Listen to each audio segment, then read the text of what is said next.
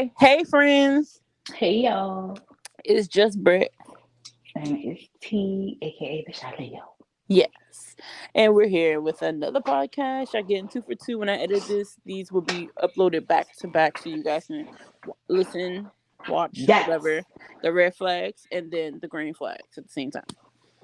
So, red yes. light, green light. Exactly. And like I just gave it away now, obviously you can see by the title. This is about green flags in a relationship, dynamic, whatever, friendship, uh, Healthy significant relationships, other, any kind of relationship. business, friends, Yeah, in everything, general. Yeah. everything. And thanks to T for bringing this up because I recently just discovered that being a thing thanks to, social media that they started highlighting green flags. Like, what's your green Yeah, flag type situation? And I'm like, damn, that's true. I've never heard anyone talk about it till now, like about yeah. green flags. You know why that is? I think because we live in a world where we actually fixate on the things that are bad Right. rather than the things that are right and good. So Right. I blame society. Definitely. I mean, yeah, look at the news. You hear more bad than good. Like, Yeah, when's the last time so. you seen anything good on the news? Right. That people are going around blasting and average, it's usually the bad things that have more conversation, Very more true. buzz. Right. But I found an article about like 16 green flags, but I'll Hmm. listen. I'll let you start if you want to, or I could start. No, I think it's perfect that you start because you have the data to support. Oh, I'm yes. just going to go off of my feelings. Apparently, Perfect. somebody told me recently, you only base things off of your feelings. I hope he hears it so he can hear how he feels. Yeah. So, number one is they listen well. Like actively listening, not talking and chiming in and cutting you off and all that there, but actually like listening and that afterwards asking questions for clarity or to engage with you to let you know like they're actually here and listening to you, not like sitting on the phone and being quiet and just zoning out, like actually in tune. So that was a great flag, and I like that. I like a person that can talk a lot because I talk a lot, but I also can listen, and like I want to hear somebody else as well. I mean, I want somebody else to hear me as well, and like remember details, and stuff like that. That's important to me, like the little details. That's how you know somebody's paying attention. Exactly. Number two is they're comfortable talking about their feelings, which obviously is like having emotional intelligence, Hmm. like recognizing their emotions instead of just like blowing up and not realizing, oh, hey, I'm angry because such and such. Like you can blow up and then acknowledge why that made you mad, come back around, you know what I mean, or anything like that. Because then no one else is gonna know like what they did to offend you, or like does that make you angry, sad, like you know what I mean, unless you speak about it or you're in tune with yourself to know certain things would trigger you. That's just my little 2 cents. Um, it also says they have high self awareness.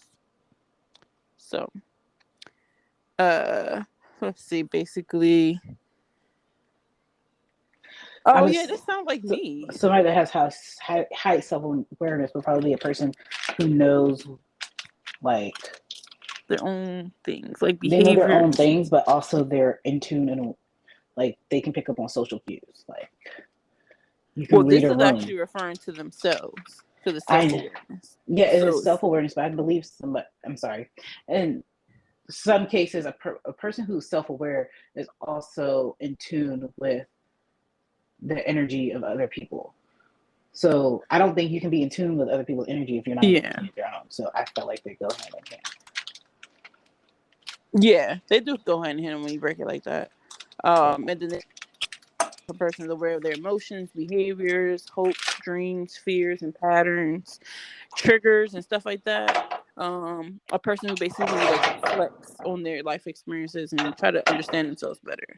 And that's something I love to do. I always like to reflect. Like I like to process and reflect on things. And yeah, so that's one. Another one is they have empathy, which yes, okay, yeah, that goes hand in hand, like you were saying.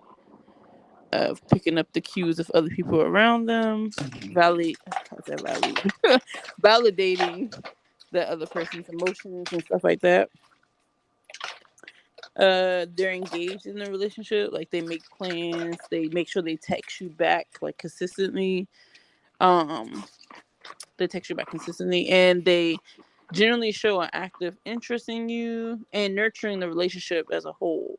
So like coming up with different ways for you guys to connect and stuff like that, which I like. Like I like a person that wants to do like Q&A games or get to know you games or like stuff like that. It says the relationship moves at a comfortable pace, so it doesn't feel like that's so all fast and hasty or whatever, like the love bombing we talked about before. Mm-hmm. Or even the breadcrumbing where it's like slowed down, it's like sporadic in a sense. Where this is like moving smoothly. And something else I learned, like sidebar, I was looking at, and it was like sometimes in the beginning, that's trash. You gonna throw in trash? You gonna throw it in trash? Okay, so watch out. Like in the beginning when it's like really fast and like high pace and you guys are talking actively a lot. Uh-huh. I don't even know if that makes sense, but you get what I mean. Mm-hmm. And the relationship starts to feel like it's slowing down a little bit as far as like the amount of time you're spending talking to that person has lessened a little bit. Like say for me personally, I used to be on the phone all day, like or all night, either one, whatever, with a person when I'm getting to know them. Or it builds up to that part. But then when things start to slow down, maybe I don't talk to that person that much every single day. But it's good conversations, consistent. We might text throughout the day, whatever the case. I start feeling worried. But what I recently learned was once a relationship gets to that part where it's like it's not extremely less, but it's not like 4-6 hours, like you know what I mean, like conversations, that kind of situation. That's actually a good sign. That means you guys are getting comfortable and it's becoming stable in a sense. Whereas some people like me who overthink, we see that as like a sign that person is pulling away. Mm-hmm. Now it could be depending on like how the person's moving when you talk to them, but the relationship moving at a comfortable pace is actually a green flag. Did that make sense? Mm-hmm. Okay, making sure. Cause yeah, I was Absolutely trying to talk understood. about that. They're willing to be vulnerable with you, and it has to be at someone's personal like pace. Like I mean, that's a personal, someone's comfortable pace. Because someone that wants you to open up to them so fast is a red flag, which should have brought that up in the other podcast. But someone who wants you to be vulnerable really fast for their own sake is concerning. Because they're supposed to create a dynamic where you feel comfortable being vulnerable and wanting to open up and share. And you don't have to share everything at one time. That's something I have to learn as well. Me Because, too. yeah, I get Because really I'm an comfortable. oversharer. Me too. Like once I notice, like, okay, cool, we're getting comfortable. Bet. Let me just tell you Lay it about all everything. out to you, buddy. This Exactly. is what happened then. This is what happened where. This is who it was with. I'm like, dang, shawty, It slow all down. started when I was 7 and I used to go outside. Like, like shit like that. Like, Yeah. I'm like that person. Like, so I have to learn how to make sure I pace the information. Another green flag is they know what they want. So someone that's like serious dating or casual dating, as long as they like let it be known what they want and they're Right. not being indecisive with it and keeping you guessing and playing little weird games of do you want a relationship? No, I don't want a relationship. Do you want a relationship type stuff? It's just Yeah. weird. Yeah. That's definitely a really good green flag. And just to piggyback off of one of the first ones that you said about being a good communicator, I can't stress to you enough how much that is so helpful. Right. In all relationships, friendships, business, and partnerships, like communication is the foundation of how those relationships will be successful. So, Agreed. not even just relationships with dating, but just people relationships. Like communication is very, very key, very vital. So many things get lost in translation. I know we live in a world where everything is very fast paced, that we send things via emails and text messages, but we forget how important those phone calls are and those face-to-face conversations are, video calls and things like that. Um, we just got so accustomed to technology taking over. I think that we forgot that how much it means to have those communications in person. Um, that's just something that I'm realizing. Business wise, like we can do so many things virtually, right? But when I go into this other office to train for this other position, it's such a different dynamic than when you're just doing a video call with somebody. Like the information that you're receiving is so much different. Same information, but the intake is a lot different. So I also feel like forms of communication are extremely important. And if you are a communicator who likes to be like in person, physical, and like a visual person, then I think that also for me is a green light. It's like, it's great. You want to talk on the phone? That's great. You want to meet in person? That's great. Exactly. Like those things are like really big for me.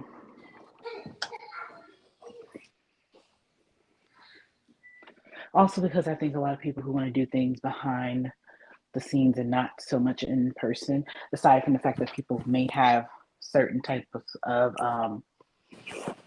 like anxiety and things like that. People who don't have anxiety and they feel like that, I feel like they have something to hide. Like knowledgeable about your communication methods that work for you as well. Like if you know you're better off being an in-person person, don't just sit there texting someone like all day, like all day long, and not actually initiating anything, or like speaking about that. Because then you won't get that connection with that person because that person didn't know that you do better in person than texting. You might have lost out on the chance to meet someone great because you didn't speak up on your communication style. Yeah. Very, very key things right there. Let me see. Are there any other? Oh yeah, there was a few more on here. Let me see. Sorry, I had to go turn off the oven. They treat others well too. Like I heard especially when you're dating, pay attention to the person. Is like, okay, everyone has different childhoods, so you never know like their dynamic, which you could speak about, of course. Excuse me, but how they treat their parents, their friends, their family. They say even the waiter, like if you go out, keep an eye on that as well. That'll tell you a lot about the person. Yeah, I don't like bad tippers. Like, I don't like bad tippers at all. And I know that sounds weird, right? But I feel like if you can't go out to eat and you know that your bill is going to be a certain dollar amount, or even if you don't know if you're going out to eat, if you're not allocating to tip that person who's serving you, whether it was good or bad service, don't go. Like, I can't stand a $5 tipper.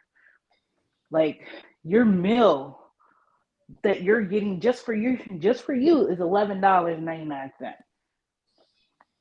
And a person's gonna serve you water and whatever you get, and $5 is just like, come on now. Okay, in that case, in that scenario you just broke down, $5 is actually okay if your meal was $11.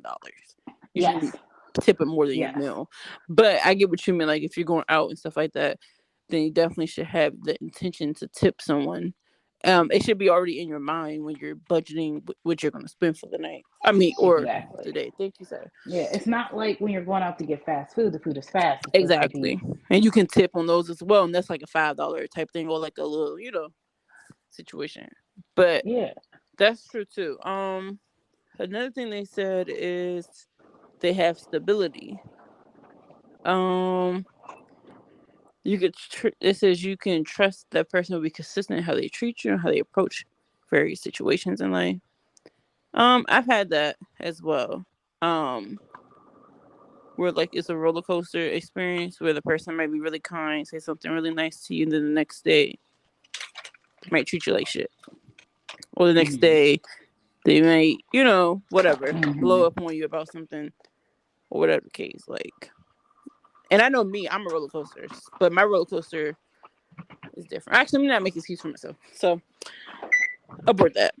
The next one is they're easy to be around. Like, as long as you don't have to feel like you're walking on eggshells to not upset them, or you don't feel like you have to go out your way to impress them. You know, you could just be yourself.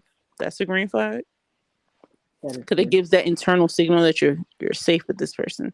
Mm-hmm. Oh, this is what we were talking about on the red flags one. They take active steps towards becoming better, acknowledging their shortcomings, and you know, taking back. They're able to receive feedback without getting Constructive defensive. criticism. Yep. I can't stand somebody that can't take constructive criticism. And I mean that a lot for the workplace, like in business, because a lot of people, well, not a lot of people, but I have worked with people who don't understand that when I'm telling you or when I'm explaining to you in a non-judgmental way something that you can do better, you take offense to it. I mean, you should be happy that I'm trying to make it better for you instead of harder. Like, you're supposed to work smarter, not harder. So if I can find a smarter way for you to do something, but you're not receiving it that way because you don't know how to take constructive criticism, like, then how are you making it in this world? Because that's the world we live in. You're consistently criticized and judged on everything that you do, whether it's good or bad or okay. You know what I mean? Like, so like you have to be able to do that. I mean, something that I'm trying to teach my child, you know, it's sometimes hard to hear, sometimes you don't like it, but sometimes it actually makes sense. So yes, definitely being able to take constructive criticism without taking it personal. Right. Or if you do take it personal personal and you come back, you can come back around and acknowledge it. That's too like perfect too, because you know no one's perfect. Because I know me, I might be defensive, which might come off as a red flag in a sense. However, I will literally travel back around the conversation, reflect on it, and then I'll come back and acknowledge it and apologize. Because sometimes it just depends on how the delivery was, and it also depends on where that person was already at mentally, that they might come off defensive. So if they're defensive every single time, then yeah, concern it. But you just never know where you're meeting people at. Sometimes you never know what's in their mind already. So if they're not able to come back around to it and acknowledge this and the third, then that's concerning. Yeah, because sometimes when you're giving some kind of feedback, sometimes people are just not in the right headspace, and that can't actually be determined at the time that something's being said, but later on after that person has time to reflect. So yeah, you're right. Definitely. And then there's a few more on here. It's like two more. No, three more. They where is it? They accommodate your needs. That's it, right? I think so. Accommodate. Ayo. It sounds like I'm saying it right. I'm looking at the word, but for some reason, you know, when you stare something for too long, it gets trippy. So I'm gonna stop looking. But yeah, basically, they make they don't make you feel needy or whatever the case, depending on like how you communicate what you need and stuff like that. Like for me personally, a person dealing with me, I do have anxiety, and I do need constant reassurance and stuff like that. So that would be, from me personally, that would be discussed early on, so a person can make that decision on whether or not that's something that they're okay with their own personal boundaries as well. And then if a person actively shows that they are willing to like accommodate that, like far as my anxiety, they're able to be patient with me, get to know me in a setting that is comfortable for me, not like large, things or pressing me to go out and do this and third. Like that would be a green flag for me. So yeah. What about you, T? You have any things that people need to accommodate as far as your needs? To accommodate? Yeah, Mm, like it's saying, um, like they take the time to understand what it is you need from your relationship, from the relationship, and they put their forth their best effort to deliver. So, like you, do you need like communication, like consistent? You know, not consistent, but like, yeah. No, I understand what you mean. yeah. I need consistency with support, not like not support as in I need like financial support, but support like, encouraging words and um, words of affirmation. That's a biggie for me. Oh yeah. Because I like for hate to draw back into um my zodiac sign, but I like attention. Hmm. I like attention. So I Me like for you too. to I love notice. attention. I like for you to notice and recognize when I've done something or when I'm doing something or when I'm working on something or when I've accomplished something. So I like those things, but Right. I don't come off as a person who is seeking that. So it's not I don't have that behavior. So until you know me and when you get to know me, then you recognize, okay, um, she's not going to ask me to do it, but oh, you know, great job on this, and oh, I see you working on that. Keep up the good work, stuff like that. Those things um, really do resonate So with let me me. ask you. That goes back into like one of these points on here. Do you feel that that's something? Excuse me. Hold on a second. Sorry to burp. Do you feel like that's something you need to work on as far as communicating that is something that you need so that a person can make sure they're meeting that and they genuinely want to, as opposed to having someone try to guess and figure it out something without knowing that, hey, they didn't celebrate you in this way and you maybe got offended or you might feel like they don't care instead So of. I think that's a great thing for me to communicate. Mhm. The Well, thing, someone that's safe, of course. Like, yeah, I think my only reason for not just outright asking for it is because it's often taken in a different light. Because when someone says that they are seeking attention, it's anytime anybody says anything about attention, it's always in a negative well, connotation. you can use a different word. You can say, like you just said, you literally said, I love someone to be supportive of me. You can Yeah, literally say to that, me, and that it's means attention. support, it's recognition, um, but it is attention. Like, Right, and but for it's attention for me, different reasoning. It's not like right, bad attention. It's not just right, looking it's at not. you. Yes, It's I, support. it's support. Yeah. Yeah. So So don't ever down yeah, I can that at all. definitely. It's not a bad thing. Well, that's what I was saying is that the way that I have to communicate, see, men are not like women. They don't think like us. So if I was to say, oh, I need a little bit more attention or a little bit more support, their mind doesn't just click like ours. Like I had to articulate it to you the way that I did but then you also understood it. And like for men, they're like, well, why do I have to do that?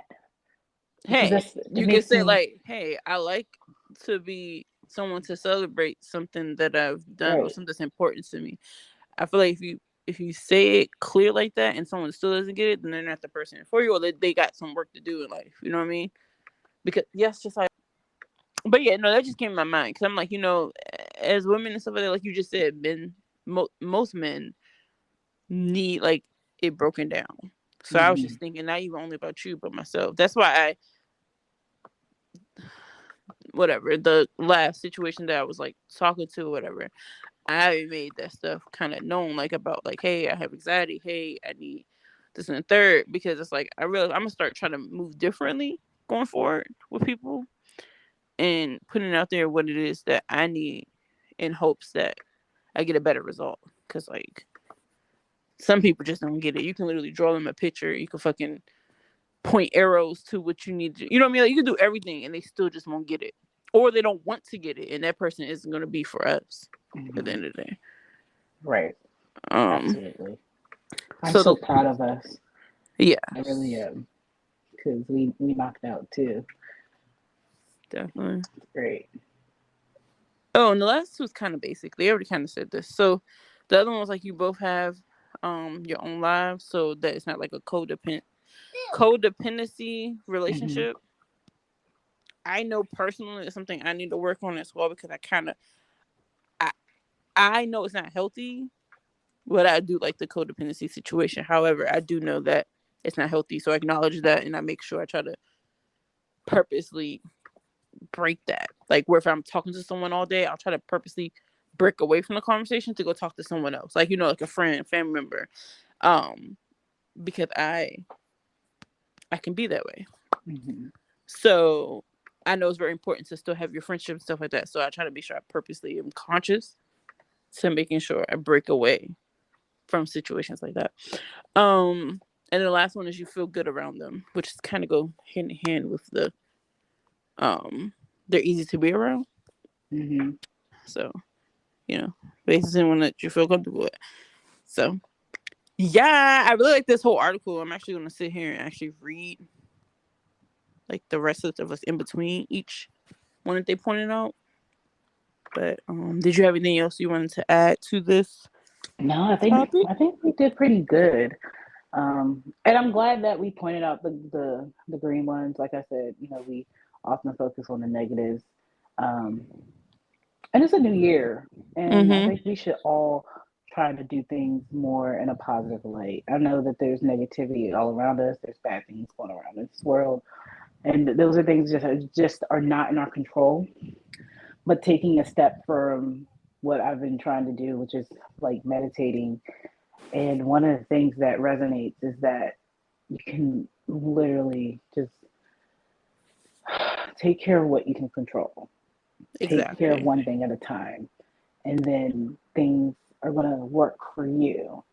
So that is a goal that I'm setting for myself this year. That's what I'm going to do, and I'm going to try Right. not to worry about all the extra stuff. So I'm going to try to push out positivity so I can get it back, because what you put into this world comes back to you. So Yes. hopefully we can find some more things to talk about positivity wise. Exactly.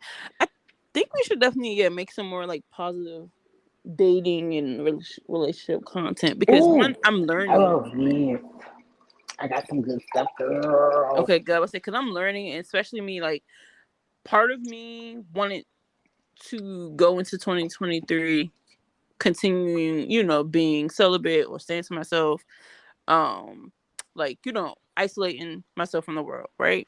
But then the other part of me is like, nah, there's a lot of positivity out there. There's a lot of good people out there. I'm gonna meet a good partner. So Yes, I should focus on when I see those green flags to run towards those and to acknowledge those and enjoy those moments instead of sitting around waiting for the other shoe to drop. Because that's what a bad habit I have. I'm waiting like, yeah. hey, what do you do that's messed up? Like, you know, like this is too good to be true. Instead, I can enjoy those moments. You know what I mean? So if we Mm-hmm. get some more content out like that, it also actually helps me. Like I listen to a lot of stuff you say too. And then when we're doing these kind of topics, I go look and read and research and stuff like that. So Oh, me too. yeah. Yes, I already have the wheel spinning in my head. I'm already thinking So about write like it a down. virtual. I'm already But anyway, guys, this is getting a little bit dragged out. So just thank because we're you. planning while we're talking. But Exactly. once we get off this call, I'm going to tell you this other one I have come up with. It's going to be good. Okay, cool beans. All right, guys. So thank you guys for listening to this podcast. You know, check out our other podcasts that's on the channel. Check out T's Instagram. It's Leo underscore babe 89. yes, and mine is JUSBRITT underscore just Brit. So yeah, guys, thank you for guys for listening. We're out. Bye. Deuces.